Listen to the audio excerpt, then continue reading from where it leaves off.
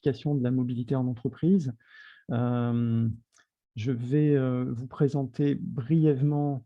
Donc, je m'appelle Yves Domas, je suis le directeur régional d'une entité qui s'appelle Ecodev, qui est un cabinet de conseil sur les sujets des RSE. On est AMO de la métropole Aix-Marseille-Provence et on anime pour la métropole le service Le Conseil Mobipro.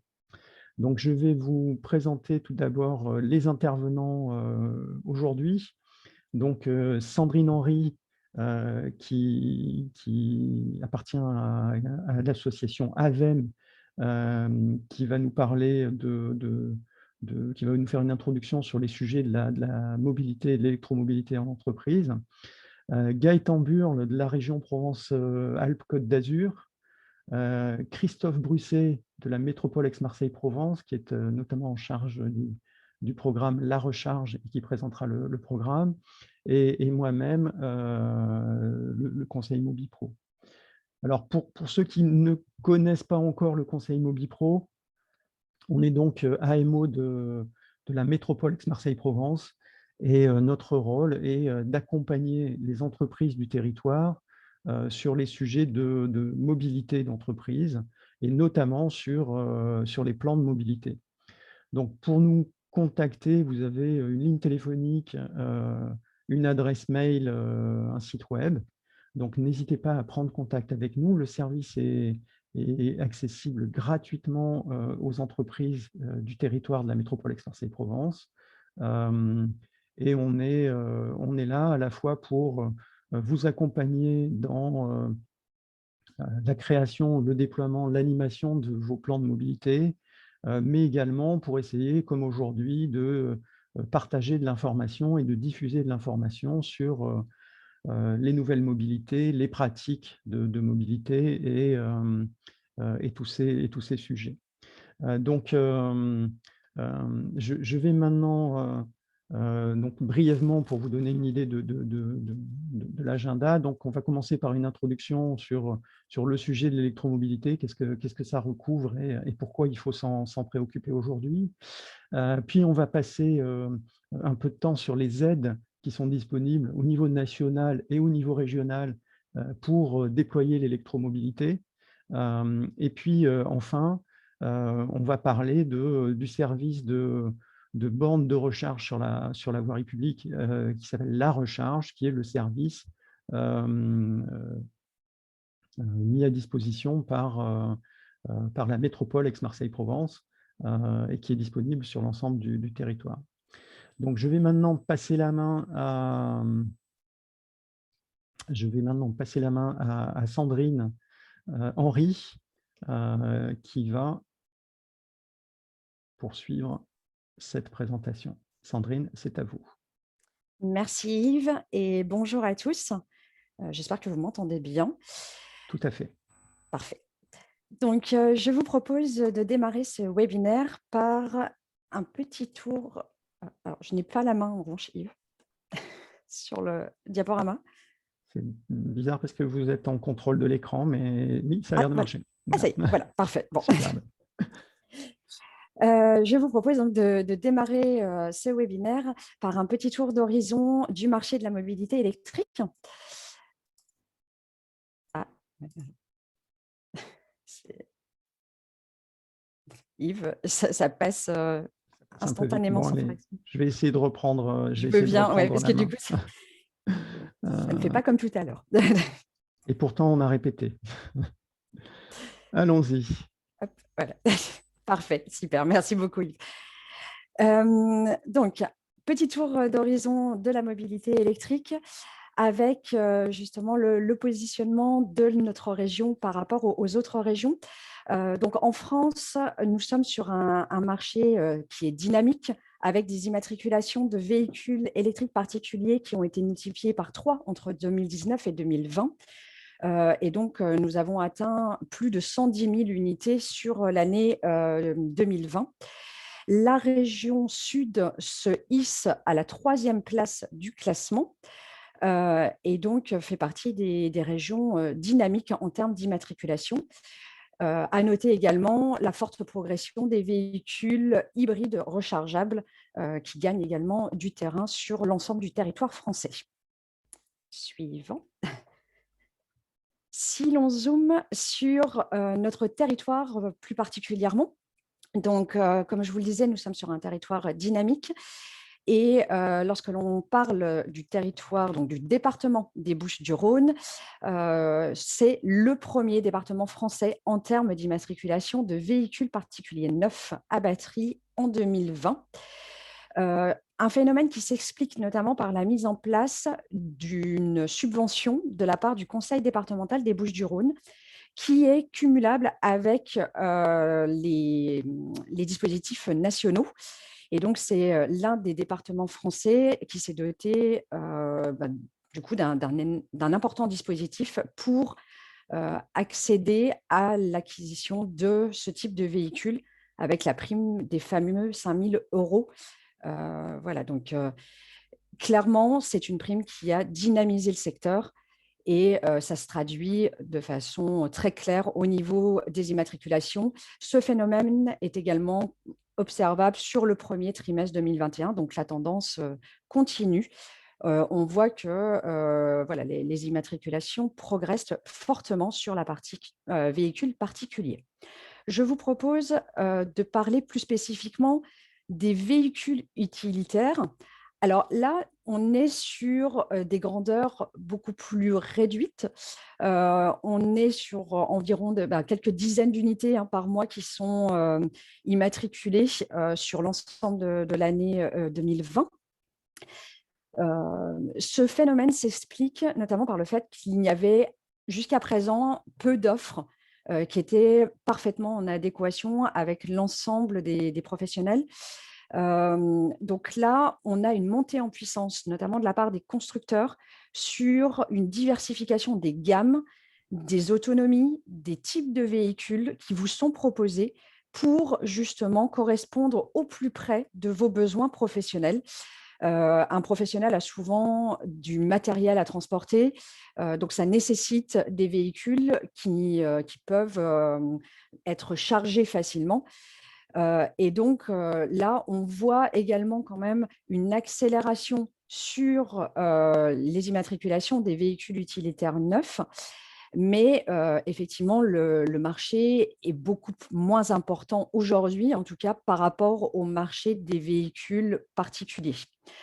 En termes de véhicules lourds, je pense aux bus et aux camions, il y avait jusqu'à présent peu d'immatriculation, mais là encore, les constructeurs sont en train d'arriver avec de nouvelles gammes et donc commencent à répondre à des besoins croissants sur le marché et on attend vraiment une accélération des immatriculations sur ce pan d'activité.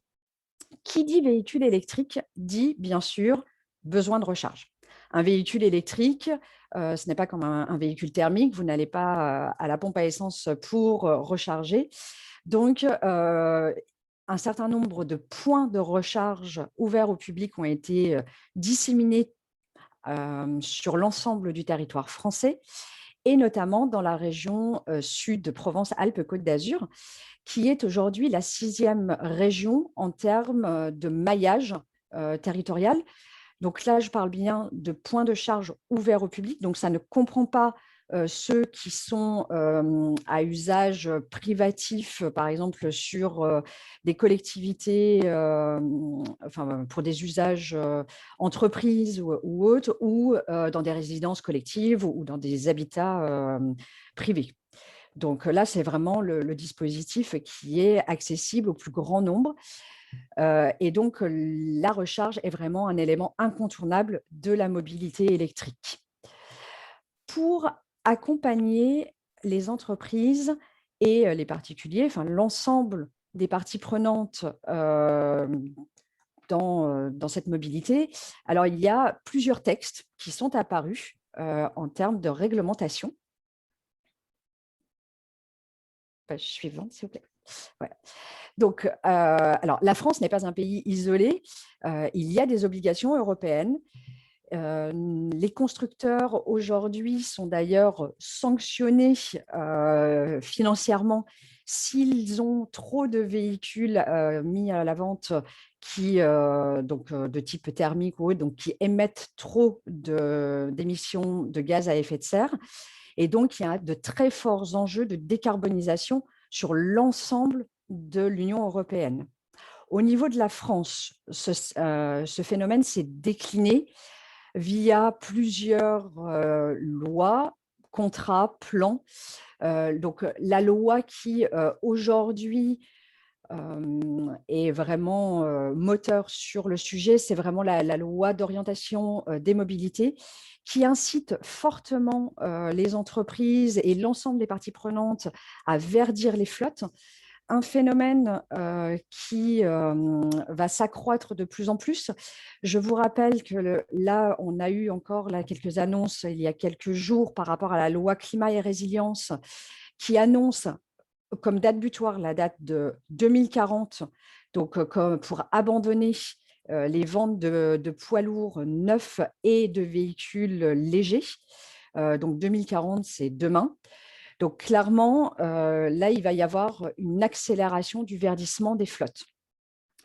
Au niveau justement du renouvellement des flottes, la loi fixe notamment pour les entreprises et les collectivités qui ont une flotte de plus de 100 véhicules, un taux minimal de 70% de renouvellement donc de véhicules modèles électriques ou hybrides rechargeables dès 2030. Donc ça, c'est un pourcentage qui a été augmenté puisque auparavant, il était à 50%. Et on a un palier intermédiaire de 35% début 2027. Donc voilà, c'est vraiment quelque chose.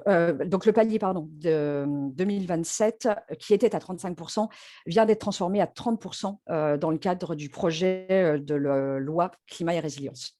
Donc là, vraiment une très très forte accélération au niveau du verdissement des flottes.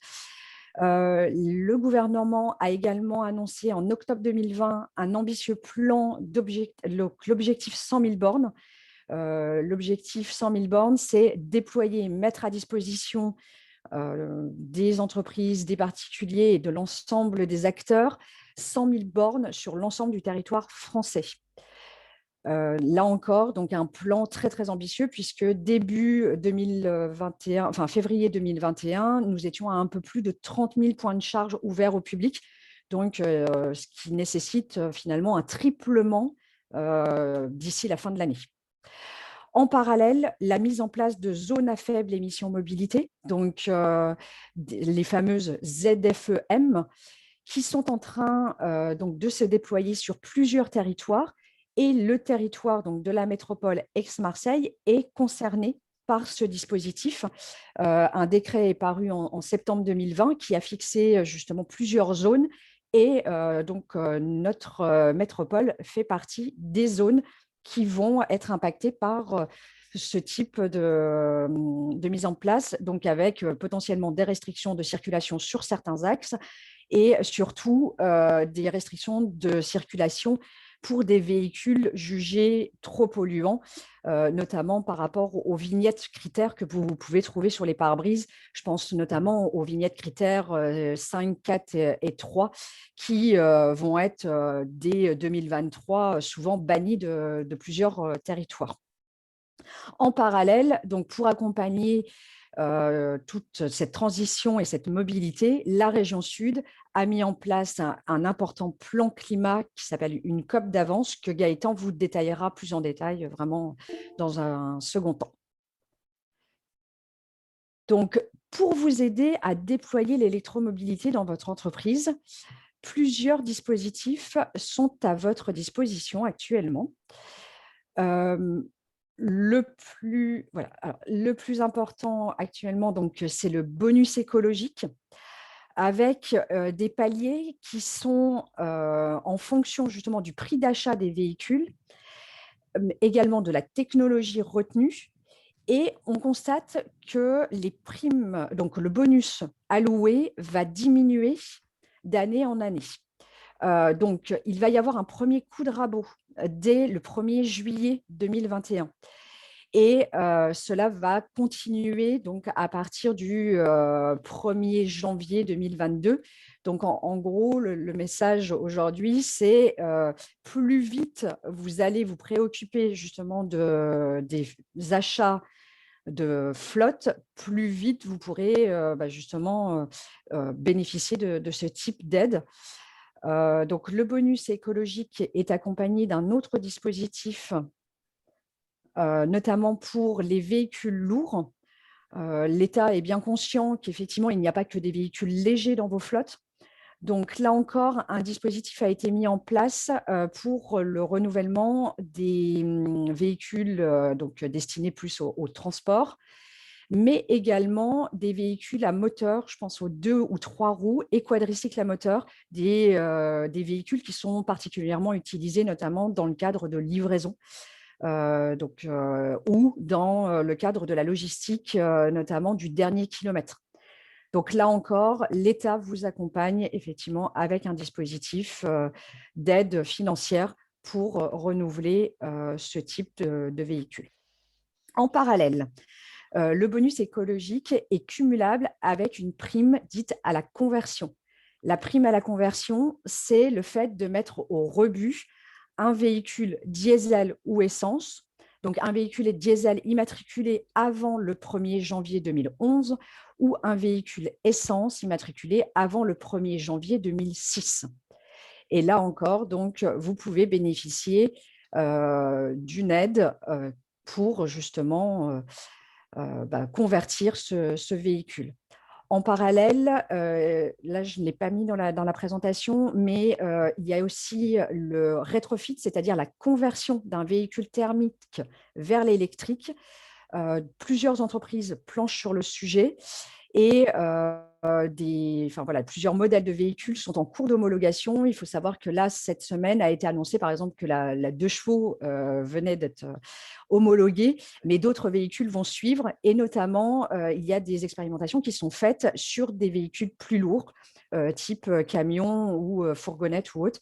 Donc voilà, ça peut être aussi un système pour convertir des véhicules qui aujourd'hui sont en thermique et qui demain auraient besoin justement d'être convertis à l'électrique. Donc, je le disais tout à l'heure, qui dit électrique dit besoin de recharge. Donc là encore, l'État a mis en place un soutien au déploiement d'infrastructures de recharge pour les véhicules électriques. Ce dispositif s'appelle le programme Advenir. C'est un programme qui a été créé dans le cadre des certificats d'économie d'énergie et qui vise 11 types de cibles.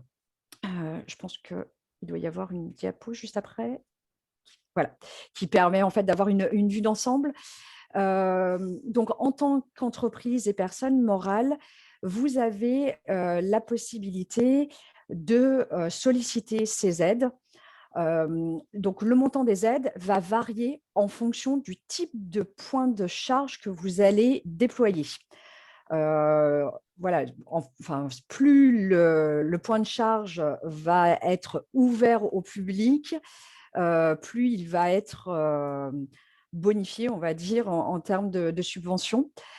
Et je vous ai mis également la partie résidentielle collectif parce que je pense que pour certaines entreprises, la problématique, notamment pour les véhicules de fonction ou pour des activités de livraison qui nécessitent que votre salarié rentre à son domicile et recharge à son domicile, voilà, il peut y avoir des besoins en termes de recharge aussi à domicile pour pouvoir assurer des déplacements le lendemain et donc avoir un véhicule fonctionnel et opérationnel de suite.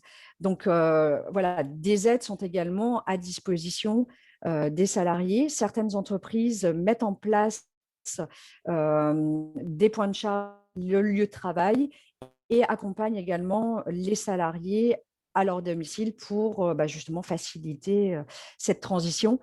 Il y a vraiment besoin d'un accompagnement au changement. Voilà, passer à l'électrique, c'est quelque chose qui s'apprend. C'est quelque chose qui est agréable, qu'il ne faut pas voir comme effectivement un frein à vos activités ou autres, mais je pense qu'effectivement, ça nécessite un certain accompagnement. Il ne faut pas hésiter à poser des questions.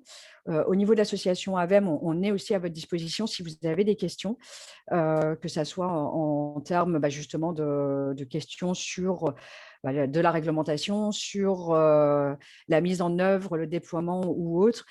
Et on peut venir en complément d'autres soutiens comme celui d'Yves et de MobiPro et de soutien que met en place également la région ou la métropole. Je pense que de mon côté, je peux passer la parole du coup à Gaëtan qui va vous faire un focus justement plus régional.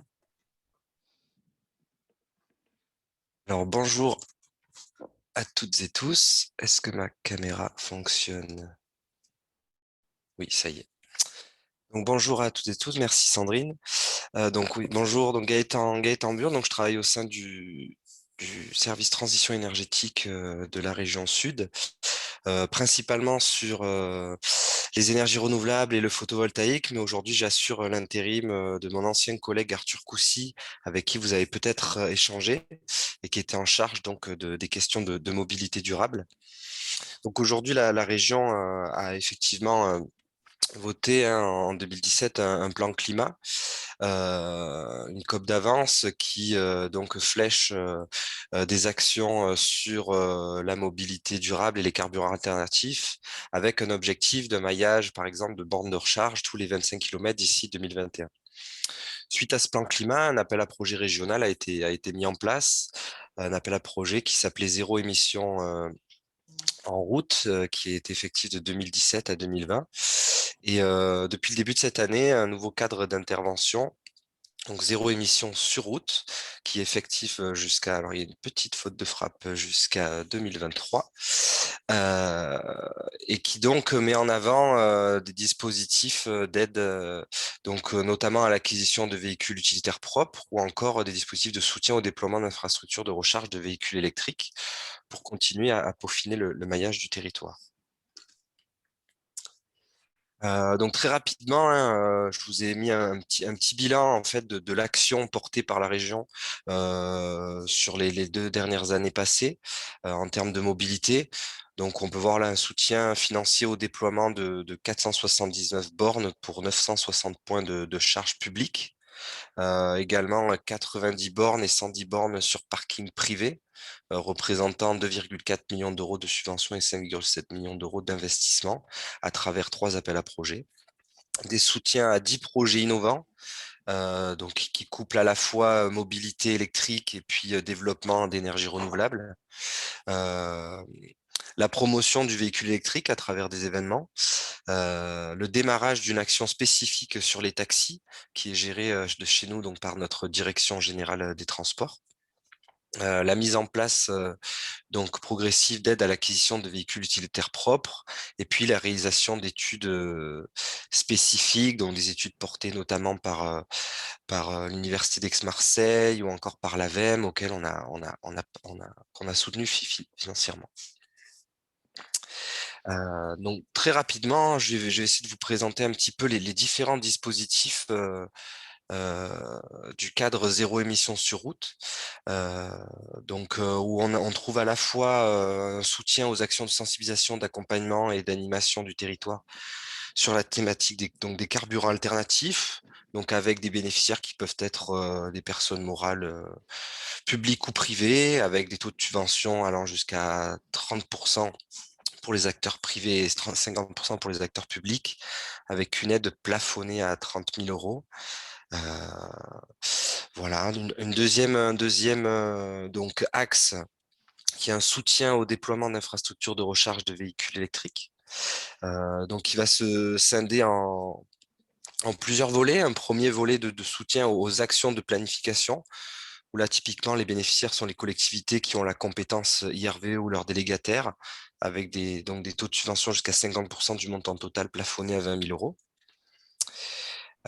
Ensuite, le deuxième volet qui est donc vraiment un soutien pur au déploiement d'infrastructures de recharge pour véhicules électriques, donc dont les bénéficiaires peuvent être des aménageurs publics qui ont la compétence, IRVE, des gestionnaires d'infrastructures publiques ou des entreprises privées, avec des taux de subvention jusqu'à 40% du montant total du projet, plafonné à 20 000 euros par borne déployée, ou 100 000 euros au global sur un projet.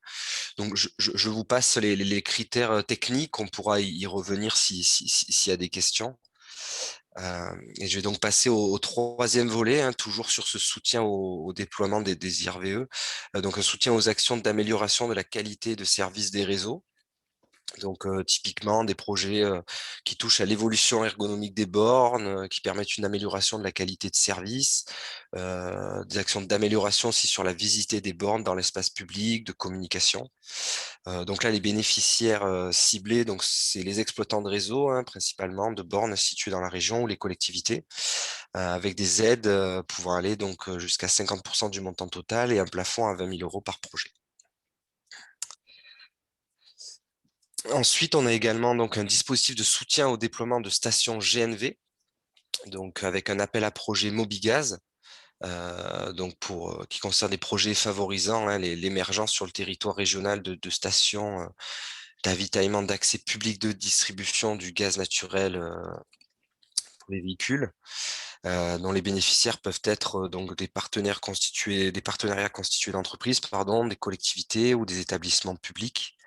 Donc avec des aides pouvant aller de 1 000 à 7 000 € par véhicule et plafonnées à 200 000 € par projet, véhicule plus station. Donc les critères, encore une fois, sur ce dispositif-là sont bien identifiés dans le cadre zéro émission sur route. Donc chez nous, c'est Florence Ventura qui est en charge des ENR thermiques, qui suit plus particulièrement ce dispositif-là. Donc voilà, bon après vous aurez mon contact, hein, si vous êtes intéressé, vous pourrez me contacter et puis moi je ferai le lien au sein du service en fonction des chargés de mission associés. Voilà, idem pour ce dispositif-là, donc qui est un soutien aux projets innovants de couplage, production et distribution locale de carburants alternatifs. Donc là, c'est mon collègue Jocelyn Espérons, également dans le service, qui va suivre plus particulièrement ce point-là. Donc là, on est sur des projets couplage de la recharge de véhicules électriques, donc comme je disais, avec des ENR, comprenant au moins 15 véhicules présents quotidiennement sur un même site. Les bénéficiaires sont donc des personnes morales publiques privées, avec des subventions jusqu'à 50% du montant total, un plafond de subvention à 10 000 € par borne et 100 000 € par projet. Et on va pouvoir passer donc au dernier dispositif qui est, je pense, un dispositif qui va peut-être plus vous intéresser directement et puis qui vient un peu à la suite de ce qu'a pu présenter Sandrine précédemment. Donc, il y a un dispositif d'aide à l'acquisition de véhicules utilitaires propres, où là, on est sur des achats donc, de véhicules à faible émission, qui soient neufs ou d'occasion, ou également rétrofités. Donc les bénéficiaires peuvent être des auto-entrepreneurs, des petites entreprises, des moyennes entreprises ayant un établissement ou une succursale en région, mais également les collectivités territoriales, les EPCI, les établissements publics. Les aides sont des subventions pouvant aller de 500 à 15 000 € en fonction du PTAC du véhicule, de l'énergie utilisée, si on est sur un véhicule électrique, hydrogène ou biogaz, et donc sur la qualité du véhicule neuf occasion, et donc tout on va dire le détail spécifique des critères est donc bien identifié dans le cadre zéro émission sur route, que je vous invite à prendre connaissance et à regarder, et je me tiens bien évidemment à votre disposition si vous avez des questions sur ce dispositif-là. Donc moi, aujourd'hui, je suis principalement toute la partie IRVE et la partie aide à l'acquisition de véhicules utilitaires propres, et donc c'est mes deux collègues Jocelyn Espérons et Florence Ventura du service qui suivent les deux autres thématiques. Mais voilà, n'hésitez pas à me contacter, et puis je ferai le lien dans le service et je répondrai avec plaisir à vos questions. Très bien. Merci beaucoup, Gaëtan. On a une question dans le chat. Je pense qu'on pourrait peut-être la prendre tout de suite. Si on pouvait revenir 2 minutes sur la différence entre les deux premières modalités d'aide régionale. Donc, je vais essayer de remonter un petit peu sur le soutien au déploiement d'infrastructures de recharge de véhicules électriques. Je pense que c'était sur ça que portait la question. Oui, alors la première, on est vraiment sur c'est de l'aide à vraiment de l'action de sensibilisation sur tout ce qui va toucher la thématique des carburants alternatifs. Donc ça peut être de l'aide à des événements, à de la promotion sur le territoire, sur ces thématiques-là spécifiquement. La deuxième, ça touche plus spécifiquement les bornes de recharge et vraiment un soutien aux actions de planification. Donc là, typiquement, c'est pour les collectivités, et c'est comment avant réellement d'aller financer des bornes de recharge, typiquement des soutiens aux études pour pouvoir apporter un AMO aux collectivités, pour pouvoir trouver un maillage intéressant et aller voir où sont réellement les besoins pour que les collectivités puissent voilà, derrière Ouais, agir plus facilement. En fait, si je peux me permettre d'intervenir. Entre la deuxième et la Pardon. troisième, c'était plutôt, je suis Ah. désolé. Parce que là, effectivement, Voilà. ce point-là, il concerne que les collectivités. C'était entre le petit 1 et le petit 2 des accompagnements aux infrastructures, en fait. D'accord. Alors, le petit 1, pour le coup, on est vraiment plus en phase amont. On est plus voilà, sur la partie vraiment planification, étude. La deuxième, on est vraiment sur du soutien pur à l'infrastructure et à la réalisation de bornes. Parfait. Merci beaucoup. Voilà. Merci. Allez, on reprend le fil. Christophe, si vous voulez bien nous parler de la recharge. Je vais garder la main du coup sur l'écran, mais je vous laisse poursuivre. Très bien. Donc oui, moi je vais vous présenter l'offre d'IRVE, comme on dit, infrastructure de recharge pour véhicules électriques et hybrides rechargeables. Donc vous avez peut-être vu fleurir sur le territoire depuis maintenant quelques mois des bornes de recharge ouvertes au public et qui ont donc ce design-là et qui sont accessibles à tous, et y compris aux entreprises. Et donc, je vais vous présenter comment est-ce qu'on peut, s'abonner et accéder à ces bornes. Donc, l'origine en fait de ce programme, il est né depuis 2018 de la rédaction de cet agenda environnemental qui visait à améliorer la qualité de l'air, qui était porté conjointement par le département et la métropole sur donc le territoire des Bouches-du-Rhône et particulièrement sur la métropole, justement pour améliorer la qualité de l'air. Et dans cet agenda environnemental, on a le point numéro 6 de l'axe 1 qui concerne plus particulièrement l'aide à la mobilité, avec une aide de 5 000 euros. Donc Sandrine en a parlé tout à l'heure, je ne vais pas revenir dessus, une aide de 5 000 euros qui était cumulable avec les aides de l'État. Et puis, plus particulièrement, pour ce qui concerne la métropole, le déploiement de bornes de recharge. Alors, il y en avait 475 de prévus sur l'ensemble du territoire des Bouches-du-Rhône. Nous en avons, déployé, on aura un réseau qui sera proche des 250 bornes à la fin de l'été. On peut passer à la suite. Donc voilà, le réseau tel qu'il se présentait en mars. Je n'ai pas mis la carte à jour, mais on voit bien que maintenant, le réseau est assez dense. On a l'objectif pour nous, c'était effectivement déployer au moins une borne par commune et après de dispatcher le reste en fonction, évidemment, de la population de chaque commune. Et donc, par exemple, 20 bornes à Aix-en-Provence et une centaine de bornes sur Marseille. Oui, pardon, on peut revenir juste une seconde sur la slide d'avant, juste pour vous indiquer que vous avez accès à cette carte en allant sur le site La Recharge. Voilà, et j'avais mis un lien, vous le retrouverez dans la présentation, on n'est peut-être pas obligé d'y aller maintenant, mais vous retrouverez dans la présentation ce lien qui vous permet d'aller voir où sont situées précisément les bornes et si elles sont en fonctionnement. Alors, un mot sur la tarification qui a été mise en place sur notre réseau. Cette tarification, elle est basée sur le temps de recharge, le temps de session, en fait, le temps de session de charge, c'est-à-dire entre le moment où vous allez passer votre badge et le moment où vous allez repasser votre badge pour finir la session. Donc, c'est bien le temps de session de charge et non pas le temps de charge précisément. C'est-à-dire que, évidemment, votre véhicule pourra être rechargé depuis 1 heure lorsque vous allez vous débrancher. Donc, c'est bien ce temps de session de charge qui compte. Pourquoi ? C'est pour permettre justement d'avoir le plus gros turnover possible sur les bornes, faire en sorte que les bornes soient accessibles au plus grand nombre. Une fois que vous avez fini votre session de charge, vous êtes incité à vous débrancher, sinon vous continuez à payer. Donc la tarification, aujourd'hui, elle est comme indiqué sur la petite grille que vous avez en haut à gauche de l'écran. 1,50 € si vous êtes abonné pour une connexion d'1 heure de recharge, 3 € si vous n'avez pas encore la carte La Recharge. N'importe quelle carte, la plupart des grandes cartes nationales permettent l'accès à nos bornes, hein. Je pense notamment les plus grands opérateurs. Donc vous avez ChargeMap, PlugSurfing, ou bien Freshmile, EasyTrip, voilà. La minute supplémentaire entre 7h et 21h, donc en journée, sera de 4,5 centimes ou 5 centimes en fonction que vous êtes abonné ou pas, c'est-à-dire 2,70 € ou 3 € de l'heure.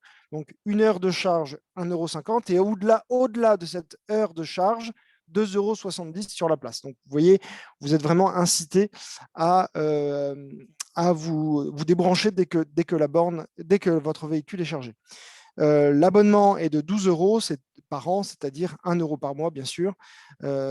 C'est un abonnement qui est, somme toute, assez symbolique et qui permet simplement de payer les frais administratifs de l'abonnement. On peut passer à la suite. Alors, une petite présentation, voilà, de notre réseau et de la facilité de l'usage. Alizé est une solution simple pour recharger votre véhicule électrique. Pour en bénéficier, c'est facile, abonnez-vous au service. Un badge vous est alors proposé pendant l'inscription.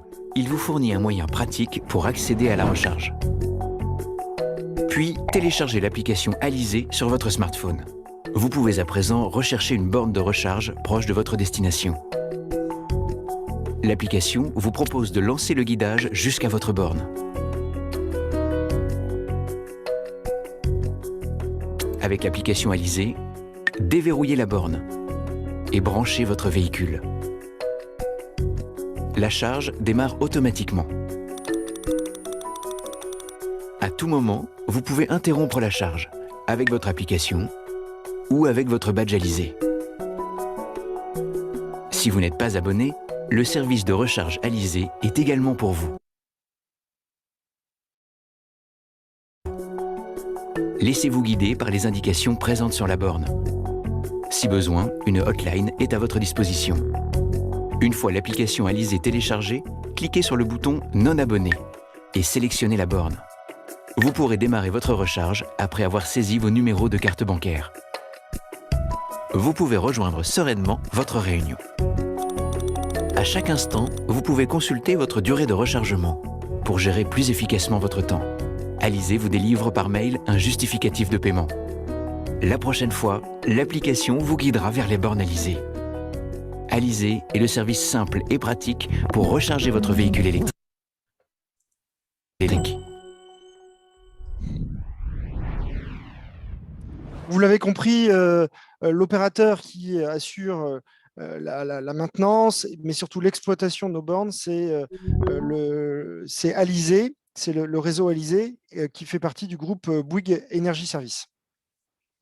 Donc, pour vous abonner, rien de plus simple, retenez que l'URL, elle est facile à retenir, hein, elle est larecharge.ampmetropole.fr. Vous pouvez vous abonner par carte bancaire. Vous avez aussi la possibilité de vous abonner par des prélèvements SEPA. Donc, ce sera plus facile pour gérer l'ensemble de vos comptes. Vous avez la possibilité de rassembler l'ensemble de ces comptes sous un abonnement unique. Donc, commencez par vous abonner une fois et après, vous rajouterez les comptes les cartes, j'ai envie de dire, plutôt sur les moyens de paiement sur ce même compte. Donc, vous aurez ainsi un suivi de facturation et une consommation simplifiée, un suivi de la consommation simplifiée auprès de votre entreprise. Voilà, vous êtes invité évidemment à télécharger l'application Alizé, Alizé qui vous permettra de trouver la borne, de consulter les tarifs, de démarrer et d'arrêter la charge, de consulter votre historique de consommation. Enfin, pour vous recharger, c'est somme toute assez simple. Il suffit de passer la borne sur la carte qu'on va vous délivrer sur la borne. Vous pouvez alors brancher votre câble pour démarrer la charge et après repasser la carte sur la borne. Alors, les bornes, la plupart de nos bornes ont également une trappe. Donc, vous passez la carte sur la borne, la trappe s'ouvre, vous pouvez brancher votre câble et de la même manière, quand vous repassez la carte, la trappe s'ouvre encore et vous pouvez à nouveau accéder à votre câble pour le débrancher. Pour toute question supplémentaire liée à ce service, n'hésitez pas au 04 88 77 61 10. Vous accéderez directement au service Alizé. Alors, il faut savoir malgré tout que ce service Alizé, on est en train en fait de renouveler notre marché, mais c'est pas un gros souci. Hein, donc, vous avez la possibilité de vous abonner dès aujourd'hui au service Alizé et le service vous proposera alors, si jamais il y a un changement d'opérateur, si ce n'est plus Alizé mais un autre opérateur qui est sélectionné, on vous proposera une simple démarche de nouvelle identification. Ce sera fluide et sans difficulté pour vous.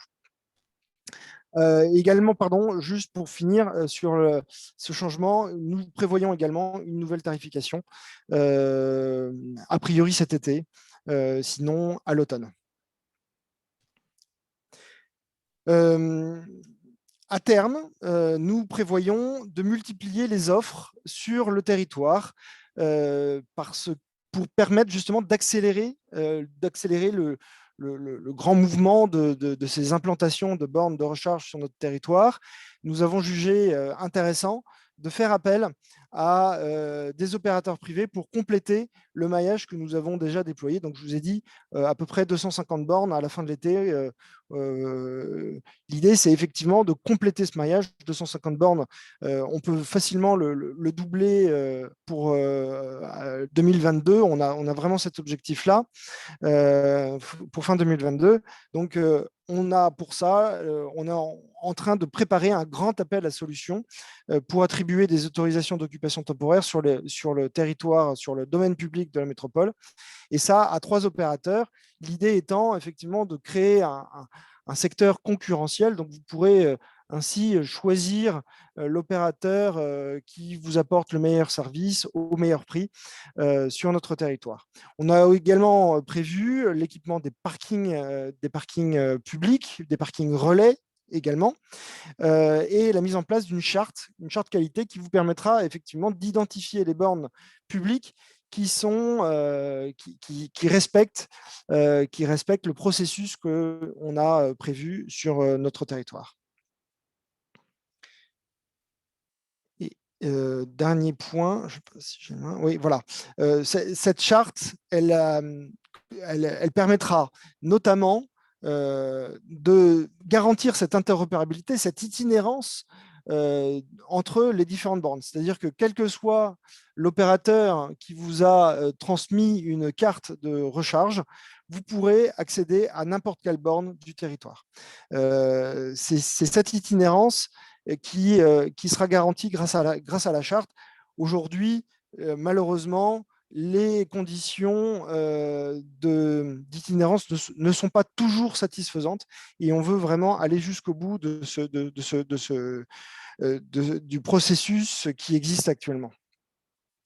On aura aussi une qualité de service sur nos bornes avec l'engagement de l'ensemble des opérateurs chartés à respecter la charte AFIREV, qui est une association nationale et qui a élaboré un certain nombre de critères de qualité.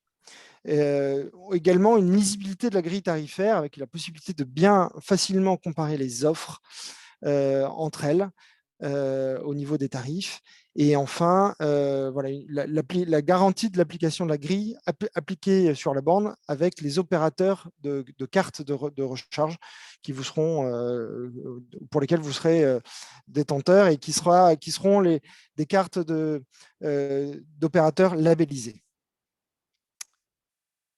Dernier point de ma présentation, le processus de borne à la demande qui peut éventuellement vous intéresser, justement pour signaler que vous souhaitez le déploiement de bornes à proximité des sites qui vous intéressent. Donc, on aura deux processus. Un premier processus sur une liste qui est déjà définie, une liste de choix complètement finie, avec, vous aurez ainsi la possibilité de choisir le site parmi la liste des sites qui a déjà été sélectionné, qui a déjà fait l'objet de validation interne de notre côté. Et puis, deuxième point, vous pourrez proposer, si effectivement vous n'avez pas identifié de sites qui vous intéressent dans cette liste, vous pourrez proposer un nouveau site et on l'étudiera, on fera une préétude de raccordement, une validation auprès des communes et nous pourrons alors, si la validation est bonne, rajouter ce site dans la liste des choix finis, la première liste indiquée. Voilà, j'en ai terminé pour la présentation des actions de la métropole en termes de déploiement de bornes de recharge pour véhicules électriques en voirie publique. Merci beaucoup, Christophe. Mais du coup, on va passer, si vous le voulez bien, aux quelques questions qu'on a eues. La première serait de savoir qui porte sur l'application la recharge. Est-ce qu'elle permet de trouver l'ensemble des bornes disponibles ou simplement celle du dispositif la recharge? Elle permet d'identifier toutes les bornes qui sont accessibles avec la carte la recharge. Alors, on ne va pas se mentir, effectivement, aujourd'hui, Alizé ne propose pas, et c'est ce que je vous disais tout à l'heure à propos de la charte qu'on est en train d'élaborer, malheureusement, Alizé ne propose pas l'accessibilité de toutes les bornes publiques en voirie, je le déplore, donc c'est notamment les bornes du réseau Total. Que j'ai identifié où voilà, ces bornes ne sont pas accessibles. Par contre, on a accès aux bornes, je pense, le réseau FreshMile. Donc, vous avez par exemple les bornes Decathlon du côté du Roi d'Espagne là, qui sont accessibles avec la carte Alizé, ou alors vous avez aussi des bornes E55C à Saint-Zacharie, par exemple, ou dans le Vaucluse, qui sont accessibles. Et la carte Alizé ne permet pas non plus l'itinérance en dehors de la France. Voilà. Donc, il faut le savoir. Voilà, je suis transparent avec vous aujourd'hui et c'est vraiment l'objet de notre charte et de notre label. Ça va être effectivement de renforcer cette itinérance, ce système d'itinérance qui permettra effectivement pour vous, utilisateurs, de pouvoir acquérir des cartes et d'accéder à nos bornes, d'accéder à l'ensemble des bornes du territoire sans crainte et partout en Europe. Merci, Christophe. Une question en écho, existe-t-il une cartographie des bornes accessibles au public en PACA? Oui, alors je l'ai. Alors, vous avez, comme je vous l'ai indiqué, donc effectivement, via le site Alizé, vous avez accès vous avez la possibilité de visualiser l'ensemble des bornes accessibles avec la carte la recharge. Donc vous allez sur je vous ai indiqué larecharge.ampmétropole.fr, vous vous laissez guider jusqu'à la carte qui indique l'ensemble des bornes accessibles et vous verrez une France, une France qui est relativement quand même bien desservie. Voilà. Maintenant, comme je vous l'indiquais, c'est uniquement les bornes accessibles avec la carte la recharge. Si vous prenez d'autres opérateurs de services de mobilité, d'autres opérateurs de services de recharge, j'ai envie de dire, qui vous délivrent une carte qui vous permet d'accéder aux bornes. Je pense, encore une fois, ChargeMap est le plus gros opérateur, mais vous avez également Plugsurfing, vous avez également EasyTrip, NewMotion, voilà, vous avez d'autres cartes possibles. Total aussi, maintenant, va commencer à proposer des services de cartes de recharge. Voilà, vous avez la possibilité d'accéder à l'ensemble des bornes. Et ça, voilà, allez sur le site ChargeMap, vous aurez une vue assez exhaustive de l'ensemble des bornes accessibles. Très bien, merci Christophe. Yves, en complément Pardon. de ce que vient de dire Ouais, merci, Christophe, je me permets, Christophe, de non, mais compléter vas-y, le propos, parce mais effectivement, après, si vous souhaitez voir aussi, alors il y a l'application effectivement ChargeMap, il y a une application qui s'appelle Better Route Planner aussi, qui vous permet aussi de planifier vos itinéraires. Ça peut être intéressant pour ceux qui font de l'itinérance. Vous avez une application aussi qui s'appelle Charge Price, qui vous permet de comparer les prix de la recharge. Et le gouvernement a mis en place aussi un open data sur transport.data.gouv.fr qui recense aussi les points de charge sur l'ensemble du territoire français. Voilà, donc vous avez plusieurs outils. Comme le disait Christophe, c'est en cours d'affinage et il y a beaucoup de progrès qui sont faits actuellement sur la lisibilité et la visibilité des bornes. Donc, on espère que dans les mois à venir, il y aura vraiment des outils performants qui vous permettront d'avoir une vue d'ensemble directe. Merci. Merci Sandrine pour le complément. Question pour Gaëtan, sans doute. Les aides de la région pour l'acquisition des véhicules bas carbone sont-elles valables dans le cadre de contrats de location longue durée ou simplement pour des achats?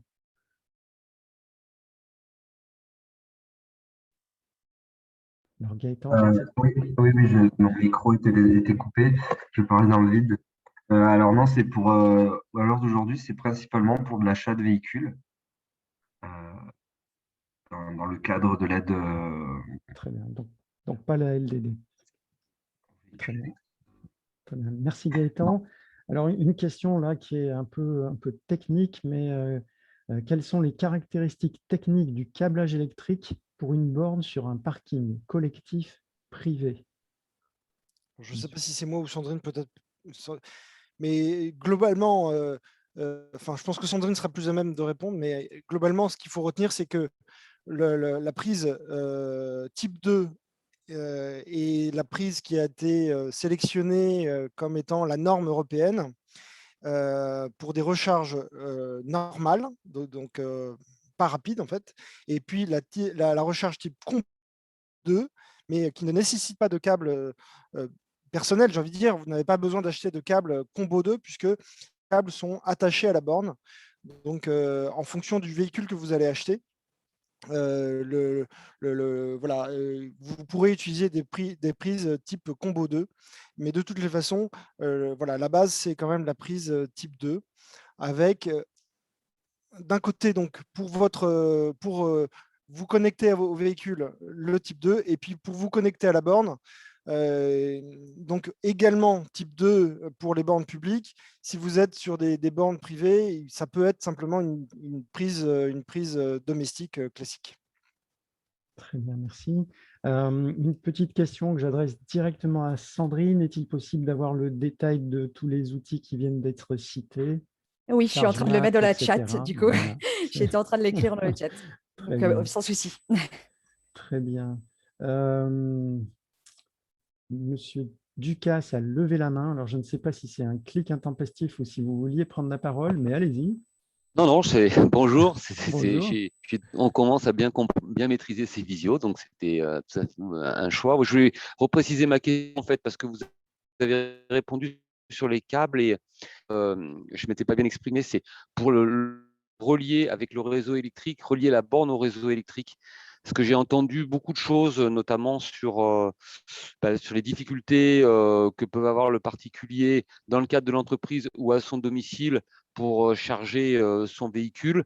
Notamment, on dit que sur des prises domestiques, c'est possible. Or, en prise lente, oui. la PAV me signale que si on laisse trop longtemps une prise branchée qui n'est pas conçue pour ça, elle peut fondre, se mettre en défaut ou éventuellement brûler. Donc, si on veut équiper, ce qui est mon cas, un parking collectif privé, donc pour les employés des structures que je représente, vers qui dois-je m'adresser pour avoir les caractéristiques techniques du câble qui va partir de mon TGBT, j'imagine, pour Oui. aller jusqu'à la borne? Est-ce qu'il y a des normes, bornes rapides, bornes lentes? Est-ce que vous pouvez m'aider en dehors bien sûr de cette visio-là, mais par la suite, est-ce que je peux avoir des caractéristiques techniques pour ça? Sandrine, je te Ouais. laisse, peut-être c'est plus pour toi. Oui, ok, je prends le relais. Alors, Monsieur Ducasse, pour répondre à votre interrogation, effectivement, en fonction du site que vous souhaitez équiper, il va falloir notamment vérifier la puissance disponible sur votre site. Ça, c'est vraiment l'un des prérequis. Vous le disiez là par rapport à une prise domestique. Alors, je vous invite vraiment, si vous rechargez sur une prise domestique, à mettre une prise domestique renforcée, c'est-à-dire qu'elle va pouvoir justement disjoncter si besoin est, et surtout ne pas surchauffer et ponctionner trop fortement votre réseau domestique. Donc, la première chose, c'est vraiment donc de vérifier la puissance disponible pour savoir s'il faut faire ou non une augmentation de puissance. En fonction du nombre de bornes que vous allez vouloir raccorder, nous n'allons pas déployer les mêmes puissances.